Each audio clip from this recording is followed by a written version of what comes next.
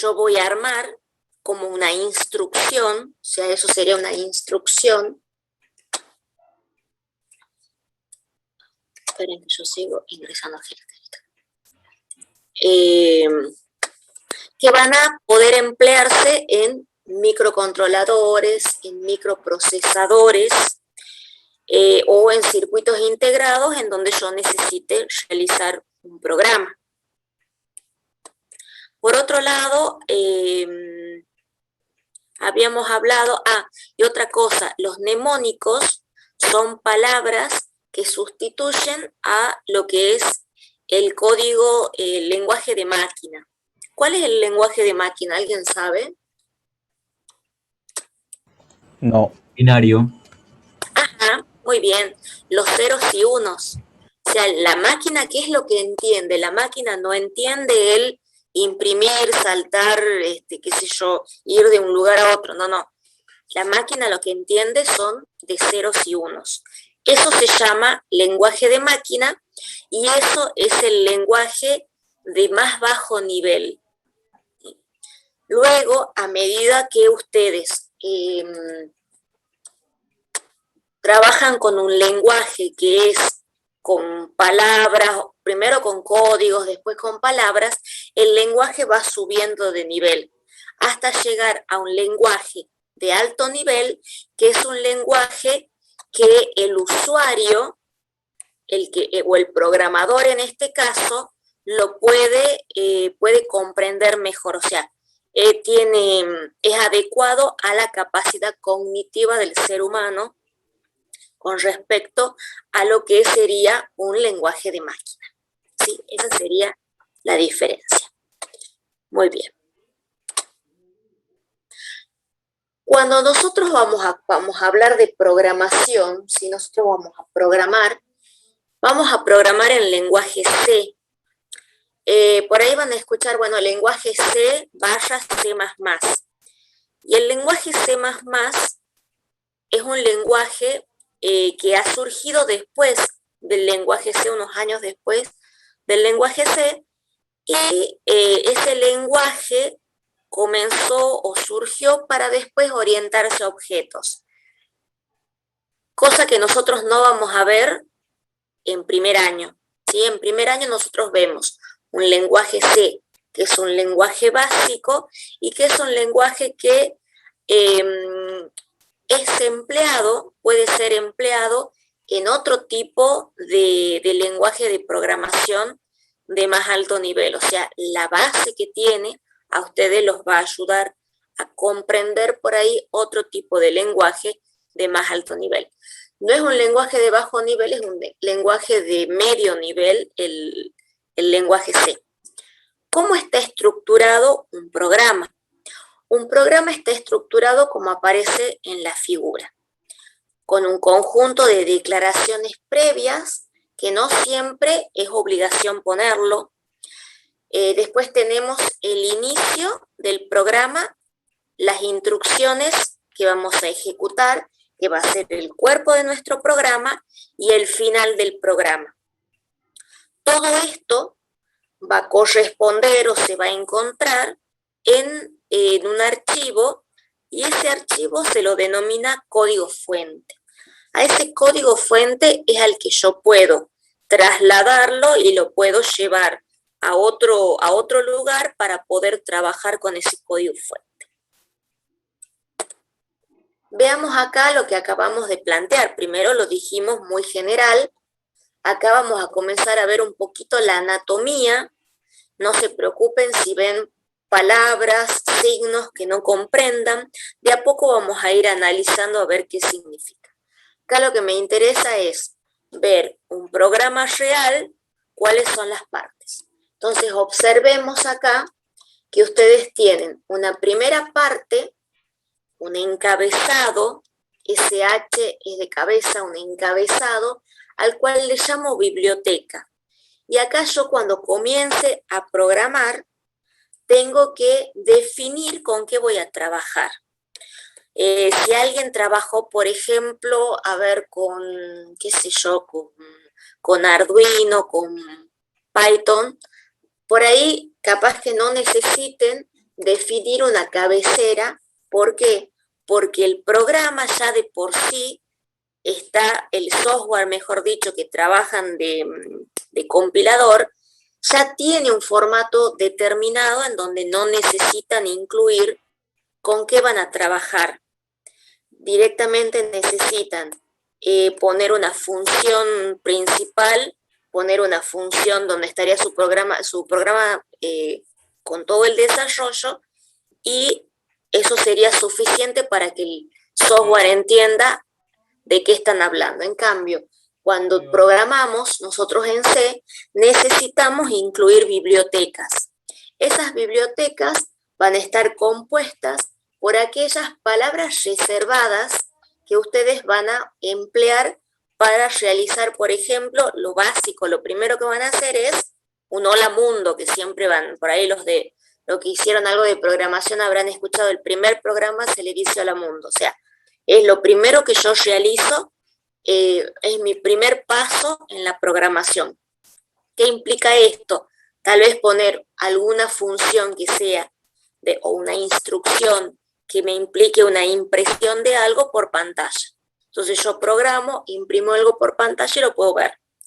O por ahí algo más avanzado sería hacer prender un LED, por ejemplo. Eso sería algo más avanzado. En este caso nosotros hacemos una programación en donde no lo llevamos a nuestra programación en C, no la llevamos a un hardware, solamente trabajamos con el software, ¿sí? Por ahí en el año que viene, tal vez a fin de año puedan hacer algo con hardware, pero por el momento nosotros empezamos bien de cero. Bien, entonces, lo primero que necesitamos es definir con qué vamos a trabajar. Si vamos a usar un leer, ¿se acuerdan cuando hacíamos pseudocódigo y hablábamos de leer? ¿Por qué? Porque esto que estamos comenzando a plantear de programación viene de el análisis que ya hicieron con respecto al pseudocódigo, con respecto a los diagramas de flujo. Después de hacer un pseudocódigo y hacer un diagrama de flujo, ustedes pueden con eso pasar a programar. Entonces, ¿qué estaríamos haciendo nosotros acá? Bueno, estaríamos traduciendo, por ejemplo, un pseudocódigo o un diagrama de flujo. Por ahí el pseudocódigo está más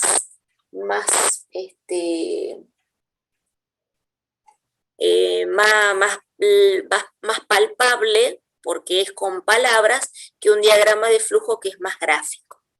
Entonces, ¿se acuerdan que cuando hablábamos del pseudocódigo nosotros hablábamos de que definíamos la variable contador, y la igualábamos a 0, que definíamos la variable suma, que cuando comenzábamos a trabajar decíamos, bueno, vamos, leo X, leo N, leo A, leo B? ¿Se acuerdan de eso? Sí. Ah, bien. Pero aquí va en inglés, ¿verdad? Exactamente, la diferencia acá es que va a estar en inglés. Y que por ahí capaz que no uso la palabra read o la palabra write como lo hacen en Arduino, sino print y scanf. ¿Pero por qué? Porque las palabras que ustedes empleen depende de en qué lenguaje estén programando, ¿sí? Y a veces también dependen del software que estén usando para la programación. Nosotros vamos a emplear el DevC para programar. ¿Scanf significa leer? El scanf es leer, exactamente. Y el printf es imprimir. Entonces, sí, ¿algo más querían preguntar? ¿Y return? Retornar. ¿Retornar a dónde? O sea, en realidad el return lo vamos a usar para salir del programa. ¿Es como una decisión? No, en realidad es una instrucción que cuando el main, que está arriba, que es la función principal del programa, fíjate que hay unos paréntesis y no hay nada dentro. Sí. O sea que ¿Qué espera el programa? Bueno, no espera un 0 a la salida o espera un entero a la salida. El return está relacionado con ese main. Si pongo yo return 0, es como decir, bueno, a ver, el programa lee el main, dice que espera un 0. Hace la primera instrucción, la segunda, la tercera, todas las instrucciones, y cuando llega el return, sale. ¿Por qué? Porque va y cuando vuelve al main se da con que está esperando un 0 que lo lleva al return. Básicamente, enseguida lo vamos a ver bien qué implica el return, pero básicamente hace eso. O sea, por ejemplo, si dijese return 1, ese 1 implicaría que tiene que saltar a otra función y tendría que especificarse a qué función va a saltar. ¿De acuerdo? Entonces, eso me está diciendo, si dice return 0 significa que sale del programa principal. Si dice return 1 significa que va a buscar otra función diferente. Bien. Exactamente, es lo que devuelve la función. Ahí lo puso el compañero. Bien, entonces, todavía no, a ver, estamos con la anatomía del programa, no nos adelantemos tanto. Hemos dicho, biblioteca. La biblioteca es en donde yo voy a poner una serie de estructuras en donde yo puedo, por ejemplo, decir, bueno, si yo trabajo con el scanf, si trabajo con el printf, tiene que estar definida la biblioteca en donde están guardadas esas funciones. Si, por ejemplo, ustedes después van a trabajar con un CCleaner para borrar la pantalla, con un SCLR, creo que eran, si no me equivoco, las siglas, para detener la pantalla, tienen que poner otra librería que se llama con.io, con.io, .h. Siempre es el .h porque el .h implica la cabecera, o sea, que está en la cabecera. Luego de poner la biblioteca, antes del main, podrían ir un grupo de variables. Después del main, sí o sí tengo que declarar más variables, o no, capaz que las declare todas afuera. Las variables que van afuera entre el include y el main, ¿sí?, se llaman variables globales. ¿Por qué globales? Porque son variables que yo puedo usar en mi programa principal, o si yo hiciese funciones afuera de mi programa principal, podría usar esas variables para que sean reconocidas por las otras funciones. ¿Qué estoy diciendo? Bien, ustedes pueden programar que esto, o sea, la mayor cantidad del tiempo de nuestro primer año, solamente vamos a usar el programar dentro del main. Ahora bien, el main es una función, ¿sí?, en donde yo pongo todas las actividades que quiero que haga mi programa. Ahora bien, yo podría, por ejemplo, quiero hacer una suma, una resta, una multiplicación y una división. Y lo que podría hacer, en vez de hacer un programa súper largo, digamos que sea un programa largo, en donde yo haga la suma, la resta, la multiplicación, la división, yo podría hacer una función suma y hacerla afuera de mi programa principal. Podría hacer una función resta y hacerla afuera de mi programa principal, ¿sí? Entonces, podría ponerlo afuera y en el programa principal lo único que tendría que hacer sería llamarla a la función. Pero no nos mezclemos tanto, solo es comentario esto. ¿Por qué? Porque eso después, cerca de fin de año, recién vamos a ver de qué se tratan las funciones, que están fuera del programa principal, ¿sí? Entonces, tenemos la biblioteca, tenemos variables globales. Comienza nuestro programa con el main. Main, fíjense, llave para abrir, llave para cerrar. Lo que está dentro de la llave pertenece al programa principal. Después del main, vuelvo a declarar variables. Esas variables se llaman variables locales. ¿Por qué? Porque pertenecen solamente a esa función. Si yo tuviese otra función abajo y quisiera usar la A que definí en la primera función, si yo no la defino en la segunda, no la va a reconocer. Para que ustedes, para que el programa reconozca las variables, necesito sí o sí definir todas. Por ejemplo, en este caso, lo que hace el programa es sumar dos números, A más B. Y observen que acá, definí A, definí B, definí C. C sería la suma, podría haberle puesto C, suma, sum. El nombre que ustedes quieran le pueden poner en la variable.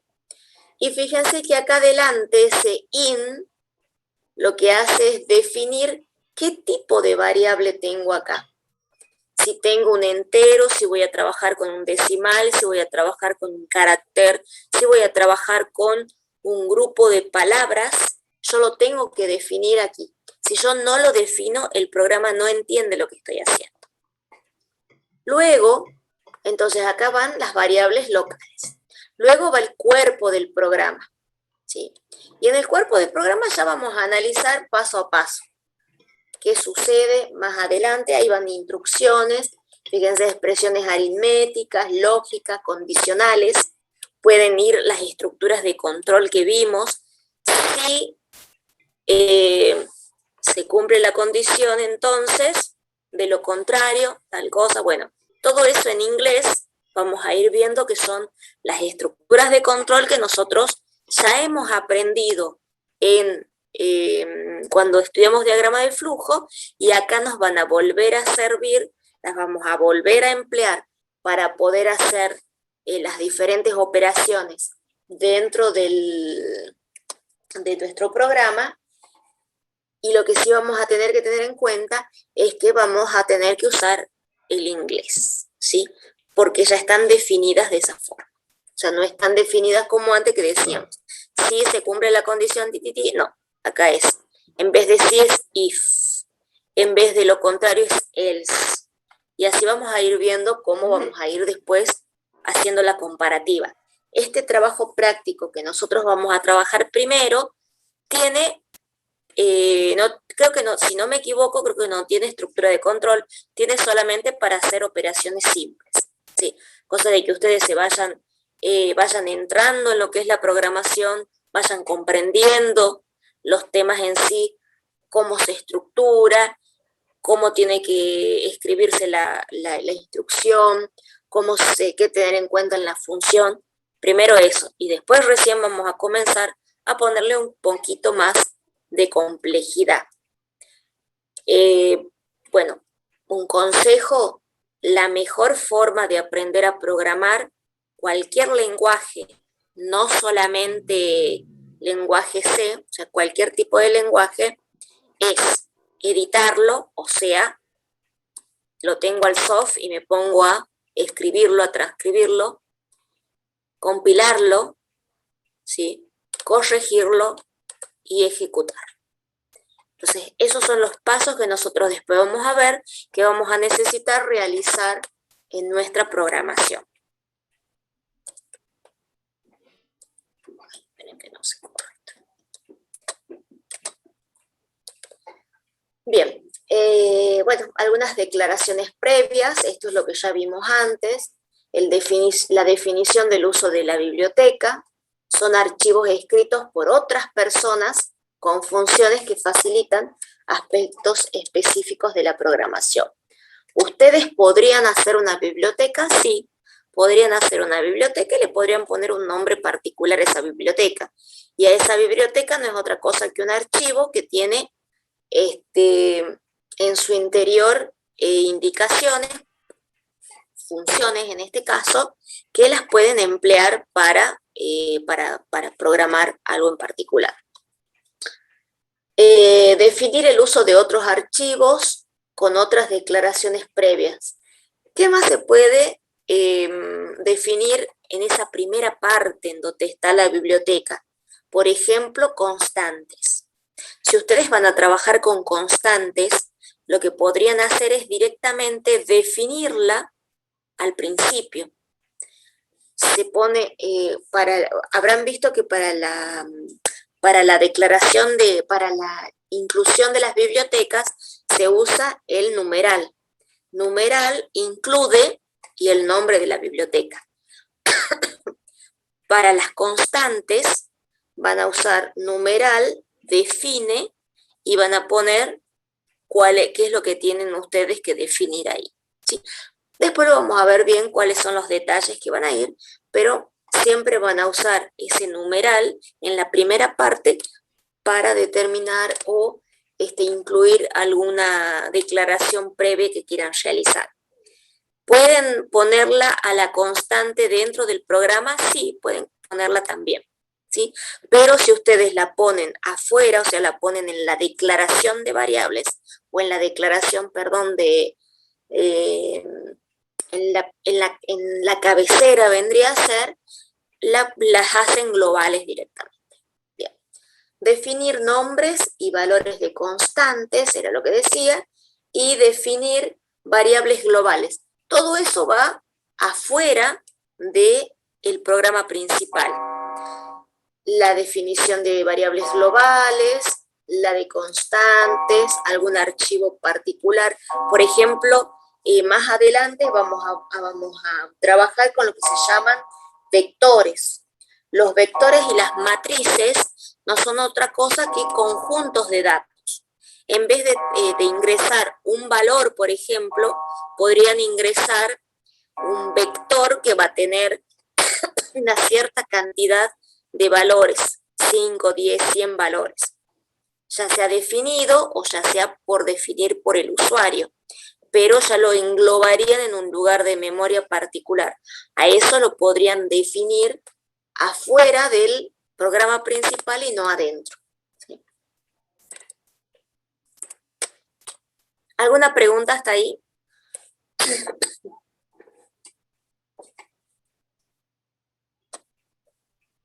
Bien. Veamos un poquito más.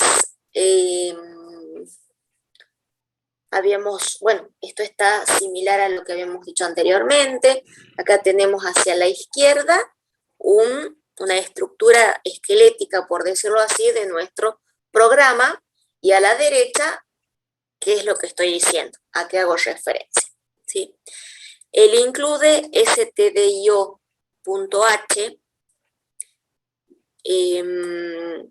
es una biblioteca de funciones y esa la vamos a utilizar, o sea, esa siempre tiene que estar en nuestro programa porque nosotros siempre vamos a poner por lo menos un printf, que es imprimir algo por pantalla o mostrar algo por pantalla. ¿Sí? Entonces esa siempre ustedes que comiencen con la programación tiene que estar presente. Y se escribe tal como dice ahí. Numeral incluye signo de mayor y de menor, ¿sí? Y entre ese signo va stdio.h. Si ustedes por ahí no escriben bien alguna palabra, cuando compilen, cuando vayan a hacer la compilación, les va a aparecer la línea en donde está el error. En la parte de abajo del software les va a decir en tal línea, a veces le aparece la línea y la fila y la columna en donde está el error, ¿sí? O bien les aparece una flechita o un punto sobre la línea en donde tienen el error. Pero bueno, eso sería importante que desde un principio vayan tratando de tener la menor cantidad de inconvenientes posibles. Siempre ustedes para incluir la librería, van a poner el include y la librería que necesita. La librería va a depender del compilador que estén usando, ¿sí? Por ejemplo, hay compiladores en donde capaz que no, para el ingreso de las palabras como el print y el scanf, no usan stdio, sino usan otro tipo de nombre. Pero bueno, eso siempre uno ve con qué compilador estoy trabajando y de eso va a depender la librería. En lo que nosotros estamos trabajando, que es con un compilador de lenguaje C, específicamente, el include stdio es para el printf, el scanf, ¿sí? Después, si fuese C++, usa otra librería para las palabras reservadas de lectura o escritura, ¿sí? En nuestro programa, después de la librería, sigue el inicio del programa y dice, bueno, acá aparecen variables globales que pueden no estar. En el caso de escribir las variables globales, ponen la variable y le ponen un punto y coma. En cambio acá no. Fíjense que acá no se pone punto y coma, va el símbolo de mayor solito, pero sin punto y coma. En cambio, si fuese una variable global, necesitarían acá abajo ponerle punto y coma. Comenzamos con la programación. In main y paréntesis, paréntesis, abren llave, cierran llave. Y todo lo que está dentro es nuestro programa principal. Todo programa comienza con la función main y solo puede haber una sola main, ¿sí? Si yo quiero hacer 2 o 3 funciones en mi programa, la primera es main, que es el programa principal, y después a las otras funciones le tengo que poner nombres diferentes. Por ejemplo, una función suma, una función raíz cuadrada, una función, qué sé yo, ecuación cuadrática, como le quieran llamar, en donde la función lo que va a hacer es una sola actividad específica. En cambio, el main, la función principal, es en donde yo voy a englobar toda la actividad que quiera realizar de mi programa, ¿sí?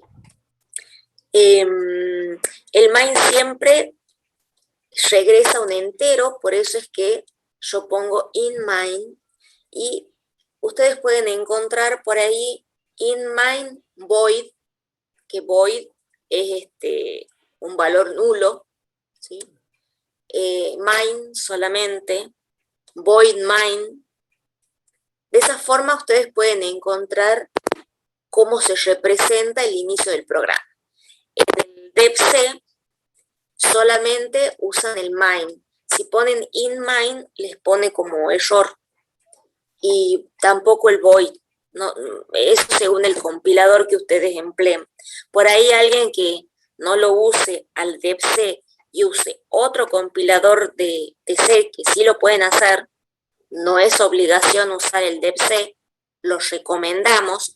Lo que sí tiene que ser C o C++, pero no solo C++, porque usan por ahí palabras reservadas diferentes. Bien, entonces, para el debc van a usar solamente el main, paréntesis, paréntesis, llave, y lo comienzan a trabajar el programa. Al final, return 0, punto y coma. Bien, los paréntesis que le siguen al main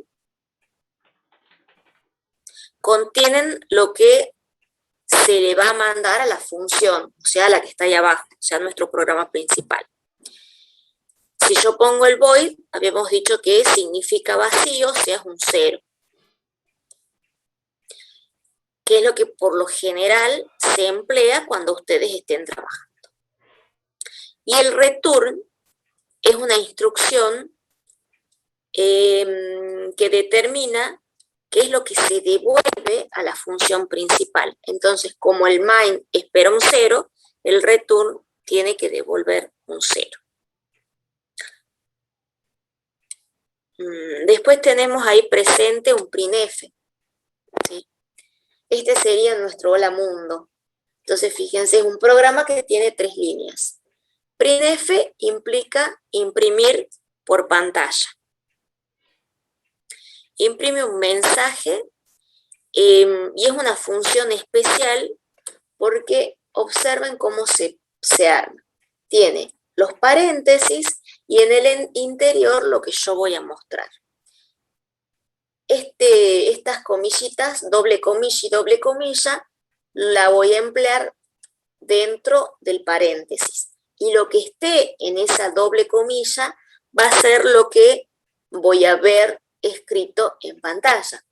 Esto que está acá, esa barra invertida N, lo que está indicando, y pues vamos a encontrar no solamente barra invertida N, sino otras formas que ya la vamos a ver en una tablita en un rato, va a indicar salto de línea, ¿sí? O sea, vamos a ver después que con la barra invertida, si ustedes hiciesen una barra de división, acá les graficaría, les escribiría barra de división N.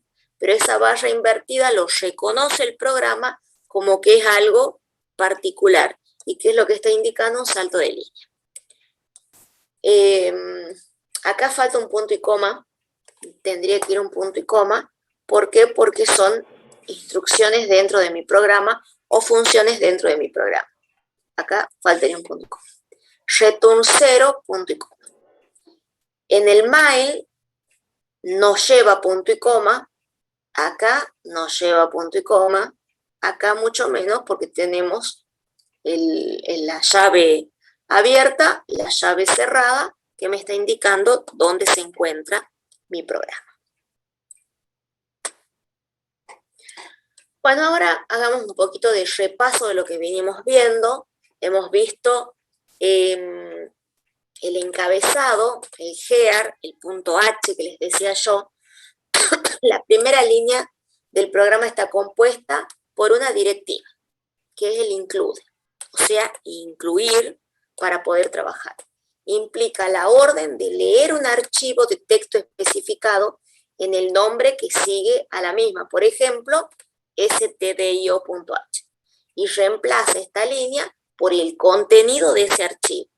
Entonces, poner el include stdio implica que el programa va a ir a buscar una cierta cantidad de archivos guardados ahí en el include y con eso los va a trabajar o los va a reconocer, ¿sí? En este caso. Bueno, algunos ejemplos de cabecera. El include incluye funciones de entrada de salida como scanf o printf. Después está el conio, que les decía yo, que incluye funciones de limpieza de pantalla. El CLR incluye el get, que el get lo van a emplear ustedes para detener la pantalla. Por ejemplo, si ustedes realizan una programación y también eso depende del compilador que estén empleando y, por ejemplo, no se detiene la pantalla, o sea, yo voy a compilar, aparece una pantalla negra y se cierra sin que yo vea nada, es muy probable que no es que esté funcionando mal el programa, sino es que le falta el get, que implica una congelación de la pantalla. Entonces, para que pueda usar el get, es necesario usar la librería conio.h. Y con respecto al clear, al CLR, con depc, en depc no lo reconoce. Si ustedes quieren limpiar la pantalla en depc, van a tener que usar el system clear, ¿sí? Y ahí también pueden usar el system pausa para detener, y para eso van a incorporar otra librería que es la stdio-lib. Entonces, pueden usarlo a las tres. Por ejemplo, ustedes bien comienzan a programar, ponen include stdio, include conio, include stlib. ¿Para qué? Para poder usar el print, el scan, para poder usar el get y para poder usar el system clear. ¿Pueden usar system pausa? Sí, también pueden usar, no hay problema. ¿Por qué borrar una pantalla? Porque por ahí con los primeros programas que ustedes realicen no habría problema porque son programas bastante simples en donde tal vez en la pantalla yo puedo ir observando varias cosas que voy realizando. Pero tal vez en algún momento ustedes realicen un programa en donde hay una primera parte, necesiten borrar para poder observar mejor la continuación del programa que se está ejecutando. Entonces, por eso es importante tener en cuenta el SCLR o el System Clear, ¿sí? Incluso creo que hay un programa en donde les pide usarla, porque de necesitarlo, lo que nosotros hacemos en estos primeros programas en estos primeros prácticos de programación, no lo necesitan. Pero por ahí sí necesitan saber cómo usarlo para más adelante. Bien, hablemos un poco de la función main. Indica dónde empieza el programa, cuyo cuerpo principal es un conjunto de sentencias delimitadas por dos llaves. Una inmediatamente después de la declaración main y la otra al finalizar todas las instrucciones y las funciones que yo tengo dentro de mi programa principal. La inclusión de comentarios en un programa es una saludable práctica. ¿Por qué? Porque nosotros por ahí, ustedes pueden realizar un programa y si es un programa de suma y resta, fantástico, no hay problema. Pero a medida que el programa va aumentando su tamaño, la cantidad de líneas, la cantidad de instrucciones, a medida que se va creciendo, es importante que ustedes pongan comentarios. Comentarios para, por ejemplo, en un tramo entender que así esta parte de mi programa, comentarios para tener en cuenta por ahí algo que yo a futuro pueda cambiar o me pueda servir para usarlo en otro programa. Entonces es importante que realicen comentarios dentro del programa que ustedes estén realizando, ¿sí? Y esto es en general en cualquier tipo de programación. Ahora, el año que viene, y cuando en digitales programen micros, también siempre se aconseja que usen comentarios. Y acá observamos dos tipos de comentarios. Uno es empleando barra invertida, asterisco, barra invertida, y la otra usando doble barra, una barrita paralela. ¿Cuál es la diferencia entre una y otra? Si yo quiero hacer un comentario que me abarque varios renglones, por ejemplo, yo en mi programa pongo el enunciado del problema, qué sé yo, realice un programa en C que calcule el área de 5 círculos de radio, bueno, lo que quieran. Todo eso que podría abarcar varios renglones, entonces lo podrían hacer empleando el primer tipo de comentario, que es la barra invertida asterisco, asterisco barra invertida. Donde comienza lo que ustedes quieren decir, por ejemplo, yo acá voy a poner barra invertida asterisco, voy a escribir, y hasta acá quiero que sea mi comentario. Ese sería el cierre de mi comentario. Lo que yo ponga entre este símbolo de acá y este símbolo de acá, el programa no lo ve. Es transparente para el programa. ¿Por qué? Porque acuérdense que todo tiene que estar definido. Si yo hay una palabra que no defino y no está dentro de las palabras reservadas que reconoce el compilador, me va a poner error.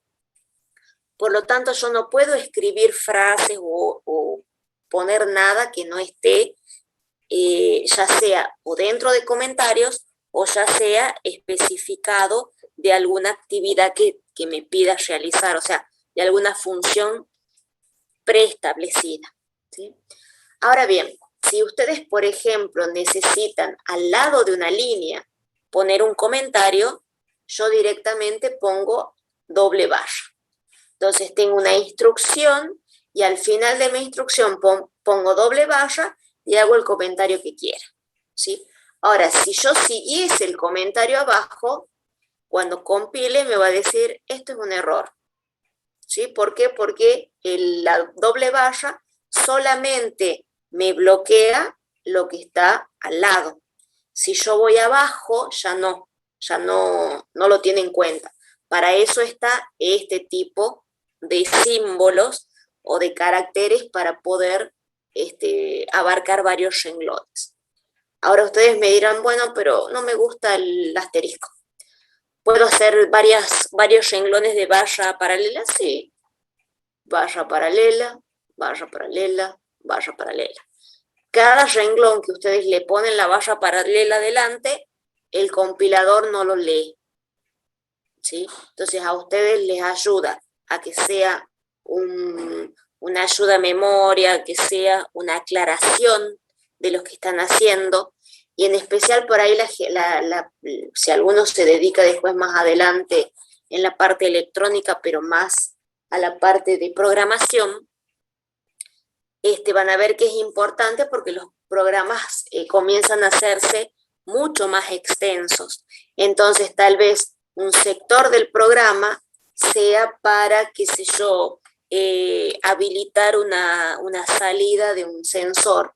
Entonces, es importante que ustedes digan que desde acá a acá lo que hacen es habilitarle la salida, o que esta función era para tal cosa, ¿sí? Entonces, bien lo leen, ya pueden o continuar trabajándolo o hacerle alguna modificación que necesiten o bien alguna adaptación. En cambio, si lo hacen mudo al programa, no van a tener ni idea de qué se trata, por más brillante que sean, les puedo asegurar. Si es largo, por supuesto. ¿Alguna pregunta hasta ahí?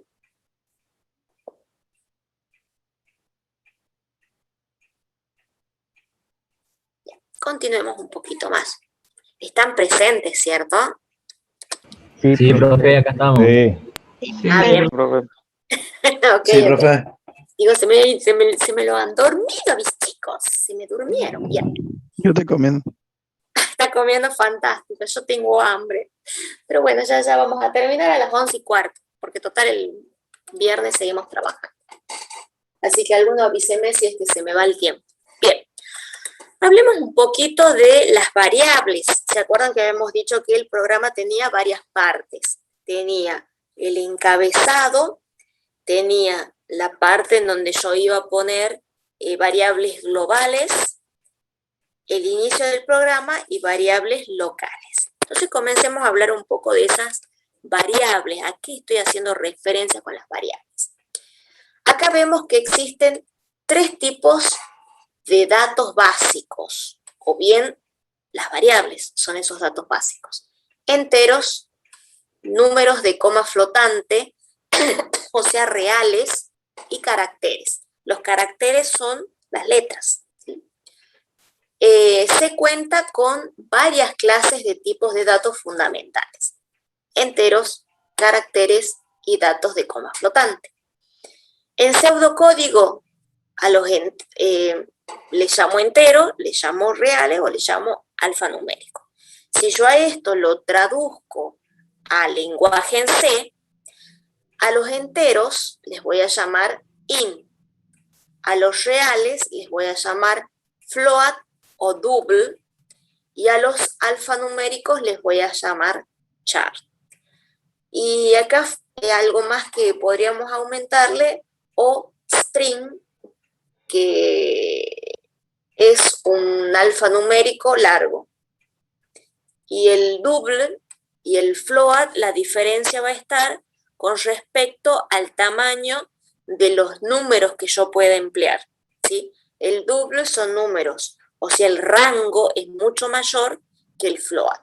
Ya después les voy a mostrar, si no llego a tener la tablita acá, la busco y les muestro a qué hace referencia. No, me parece que no. Bien. La declaración consiste en definir cada una de las variables que van a ser usadas en el programa, con la siguiente sintaxis. Es el tipo de variable, el nombre de la variable, y a veces el nombre de la variable igual a un valor determinado, un valor inicial. Y esto es muy parecido a lo que nosotros habíamos planteado cuando trabajábamos con pseudocódigo y con diagrama de flujo. Habíamos dicho, bueno, a ver, si vamos a sumar una serie de números o o por ejemplo, qué sé yo, a los positivos, que habíamos visto uno, a los positivos los sumamos, a los negativos los multiplicamos y a los ceros los contamos. Entonces, para eso yo necesitaba la variable suma, la variable multiplicación y la variable contar. Entonces, a todas esas yo les digo, bueno, la inicialicemos, algunas son necesarias inicializar, otras no. Lo que es el valor numérico no, porque eso se va a ir modificando, pero sí una variable suma, una variable, qué sé yo, producto y una variable contar si necesito inicializarla. Porque se acuerdan que yo les había contado que todos los datos con los que ustedes trabajan se graban en memoria. Entonces, la palabra suma va a ocupar un lugar en la memoria que capaz que está ocupado por un dato numérico que ha quedado de algún programa que se hizo antes o de algo que pasó, quedó un dato numérico guardadito ahí en ese lugar. Entonces, como quedó guardadito en ese lugar, lo que yo tengo que hacer es ponerlo en 0 para poder recién comenzar a ingresar o a trabajar con eso. Dice, en C toda variable debe ser declarada antes de ser usada, cosa que no se declara, cosa que no existe, ¿sí? La inicialización de este es opcional. En especial, como les decía, es opcional, pero por ahí es necesaria cuando va a estar dentro de la operación, ¿sí? ¿Qué significa cuando va a estar dentro de la operación? Si yo tengo suma igual a suma más x, suma está dentro de la operación de sumar el valor suma más x. Ahora, si yo solamente, por ejemplo, promedio va a ser igual a suma sobre n, por ejemplo. Ahí la palabra promedio, la variable promedio, la puedo inicializar, pero no es obligación inicializarlo. ¿Por qué? Porque si tiene un valor, qué sé yo, 3 millones, por ejemplo, guardado, cuando ya haga el promedio, lo que va a hacer es poner en el promedio la operación que yo realice. Entonces, si está en 0 o dice 3 millones, no importa. Ahora, si yo voy a sumar cada valor que ingrese y yo voy a tener la operación suma más x, si yo no tengo 0 en la suma, voy a tener una suma errónea. Entonces, ese tipo de cosas lo van a tener que tener en cuenta en el momento de programar, según con qué están trabajando. Ahora, si ustedes usan una palabra que no la definieron, no la va a reconocer el programa. Acá, por ejemplo, tenemos ejemplos de enteros, de reales y de enteros. Entero, número de estudiantes. Entonces yo pongo int num estudiantes.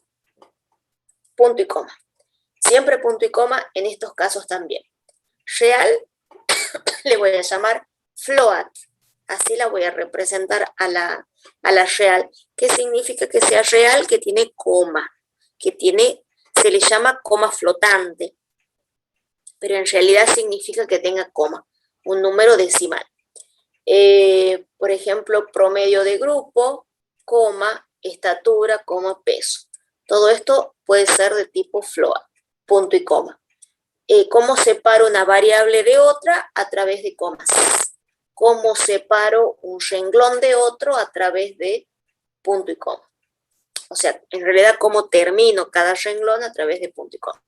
Y acá otro entero, número de clase igual a 0, ¿sí? Punto y coma. O sea, yo puedo inicializar la variable acá, o también podría poner int número de clase y abajo, cuando estoy por comenzar a desarrollar el programa principal, escribo num clase igual a 0. No hay problema. Alguien que me hizo algún comentario dentro. Bien.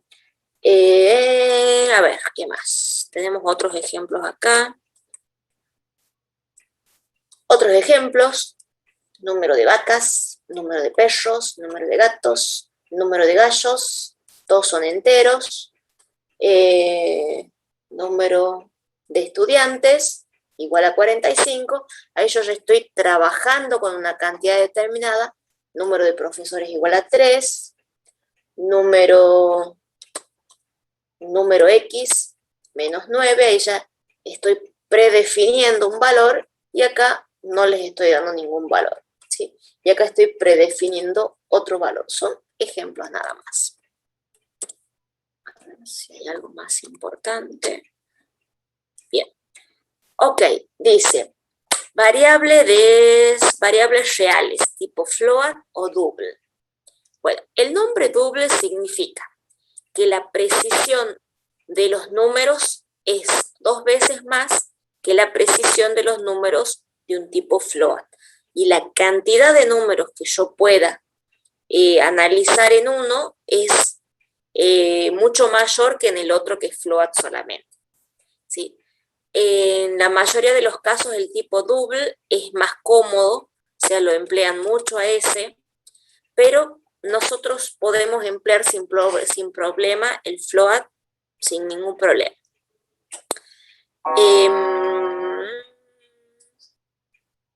Bien, entonces acá tenemos algunos ejemplos. Con float, o sea, si yo voy a usar float o voy a usar double, estoy hablando de la misma cosa. Quería mostrarles un cuadrito, pero me voy a dejar de compartir un segundo para mostrarles.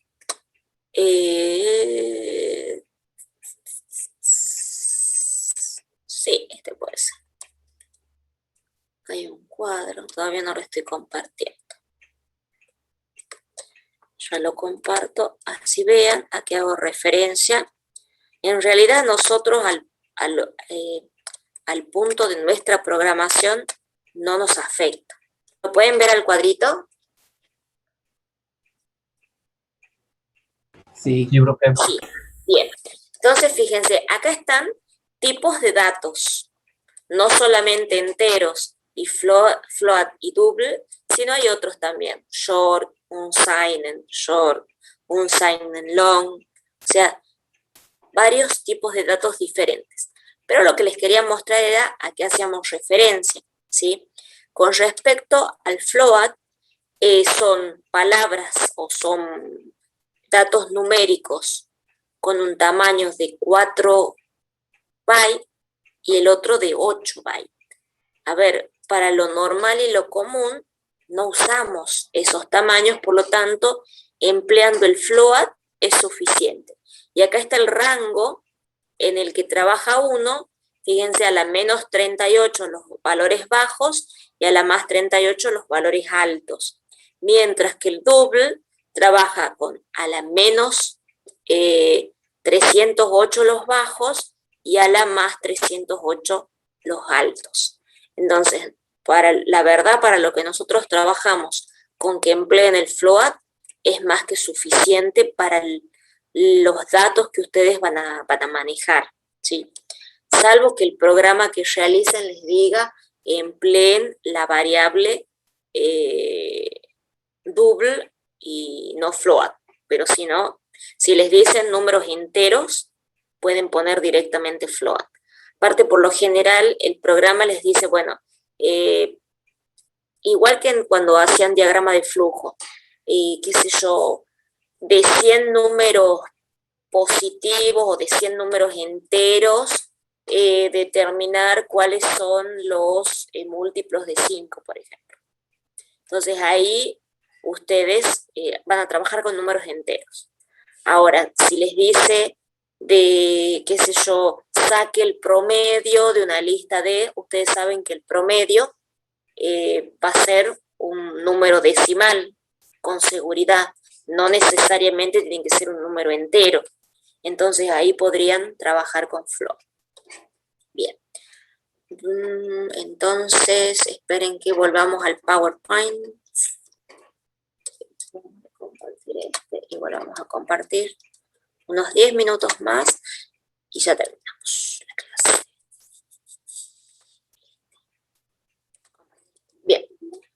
Ok, sigamos viendo un poquito más el tema de las variables. Acá tenemos otro tipo de variables, los tipos char. Dice, estas variables son empleadas para el manejo de datos alfanuméricos, tales como letras del alfabeto y otros caracteres, como numeral, signo peso, signo de por ciento, asterisco, entre otros valores, por supuesto. También se pueden usar para representar números enteros. Y la forma de escribir la variable es empleando el char. Char, por ejemplo, si quiero ver en un grupo de individuos cuáles son los femeninos y cuáles son los masculinos, puedo poner sexo igual a F. ¿Sí? O grado si es A, qué sé yo, A, B, C, grado A. Y el carácter 64 me está implicando en el valor del código ASCII que representa la letra A. ¿Sí? Eso es lo que me está indicando. Dice, los caracteres representados se hallan en la tabla ASCII, la cual asocia un valor entero positivo con un carácter determinado. Ahora, es de notar que solo hablamos de un solo carácter. Entonces, la variable se puede llamar letra, pero cuando el usuario ingrese el dato por teclado, es un solo carácter el que va a emplear, ¿sí? No es una palabra completa. No es que, qué sé yo, va a poder ingresar el nombre de una persona, por ejemplo, para guardarle en algún lado. Si yo quiero usar más de un carácter, más de una letra, voy a usar la palabra string. Pero si yo voy a usar un carácter, es una sola letra. O sea que ahí yo estoy definiendo qué es lo que va a ingresar. La variable se puede llamar grado, se puede llamar letra, se puede llamar sexo, como le quieran llamar. Pero, ¿qué va a ingresar la persona por teclado? Solo un carácter. Esas son de tipo char. Bien. Vemos un poquito sobre los nombres de las variables. Identificadores, nombres que se le dan a las constantes o variables. Es decir, con lo que yo lo voy a reconocer. Nosotros cuando hemos trabajado con diagrama de flujo, hemos dicho, bueno, a ver, qué sé yo, si yo tengo un número de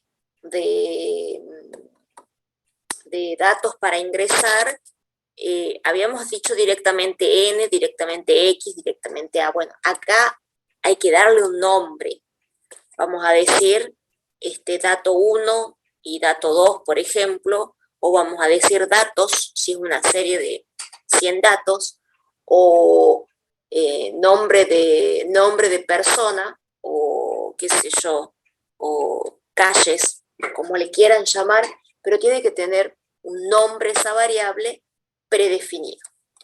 Los identificadores no pueden tener el mismo nombre de las palabras reservadas. Ya en un segundito vamos a ver cuáles son esas palabras reservadas, ¿sí? Una palabra reservada o dos que ya vimos, por ejemplo, vimos varias, pero así dos importantes, el printf y el scanf. Esas son palabras reservadas. El main, el include, todas esas son palabras reservadas. ¿Qué significa? Que el programa las reconoce como sí. Yo no las puedo definir como una variable. ¿Por qué? Porque si yo pongo en un lugar, por ejemplo, float o, por ejemplo, printf, el programa, para el programa es printf, no es la variable que yo quiero definir. Elegir nombres significativos, es decir, relacionados con aquellos a los que está haciendo referencia la variable. Es decir, qué sé yo, si yo tengo que contar, no sé, números, C, num, por ejemplo, o contador, o con. O sea, tiene que ser algo que a ustedes les sea representativo. No le pongan Martín, Javier, Sofía, porque, o sea, no es algo representativo, salvo que quieran hacer algo con esos nombres en particular. pero no para sumar, para contar o cosas por el estilo. El primer carácter del nombre de una variable puede ser una letra mayúscula o minúscula o una raya baja, ¿sí?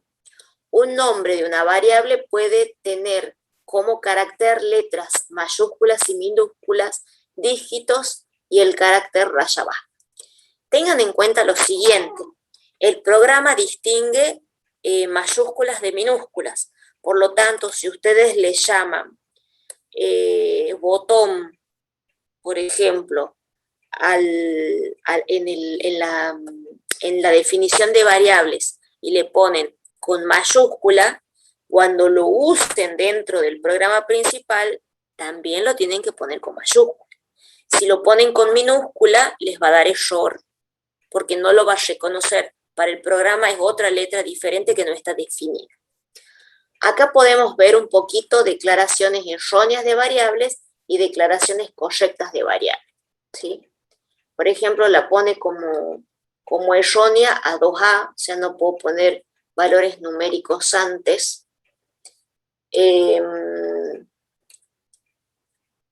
Esta también la pone como no válida, esta tampoco, con el guión en el medio. Si fuese un guión bajo sí podría ser. Esta que usa la arroba tampoco en el medio. Y estas son válidas. A, A, 2 guiones A, A5, B, cualquiera de esas podrían ser válidas. Y para ir terminando, veamos un poquito qué son estas variables reservadas que aparecen acá, ¿sí? Acá tenemos algunas variables reservadas, por ejemplo, break, case, char, constant, continue, default, do, double, else. Todas esas que aparecen ahí son variables reservadas y son términos que vamos a emplear en la programación. Break es saltar, qué sé yo, float lo acabamos de definir, el for, el if, el while, el do, son else, son términos que vamos a emplear cuando trabajemos con estructuras de control. Después, qué sé yo, return, ya lo vimos. Todas esas son palabras que no las podemos usar como variables, ¿sí? Solamente son palabras reservadas. ¿Puedo poner una letra en inglés como variable, una palabra en inglés como variable? Sí, lo pueden hacer, no hay ningún problema. Pero como decía ahí anterior el consejo, busquen que sean palabras que estén relacionadas con lo que están programando. ¿De acuerdo? Bien. Ok.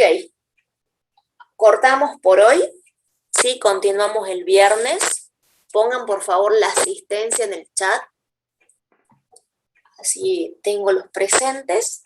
Y bueno, y recién el viernes les voy a poner esto en el aula, las diapositivas que estamos viendo. Bueno, profe. Ok, bueno, espero que haya sido bastante clara. Y si no, en la práctica va a ser mucha clara. Información, pero bueno. Sí, bueno, pero a ver, paciencia, porque para muchos es nuevo, ¿sí? Entonces tengan un poquito de paciencia para tener la lectura de esto. Después seguro la ingeniera le pone más material de lectura para que vean, pero ¿en dónde van a sacar todas las dudas? Y cuando comiencen a programar. Porque todo lo que he hablado se hace en la programación. Entonces, cuando ustedes comiencen a programar, después se van a dar cuenta, se van a volver a releer este PowerPoint y van a decir, ah, claro, no, sí, está bien, ah, claro, ya, sí, y todo sí, sin problema. Así que bueno, ok, jóvenes. Bueno, ¿Sí? ¿qué tema se agrega al primer parcial o no? No,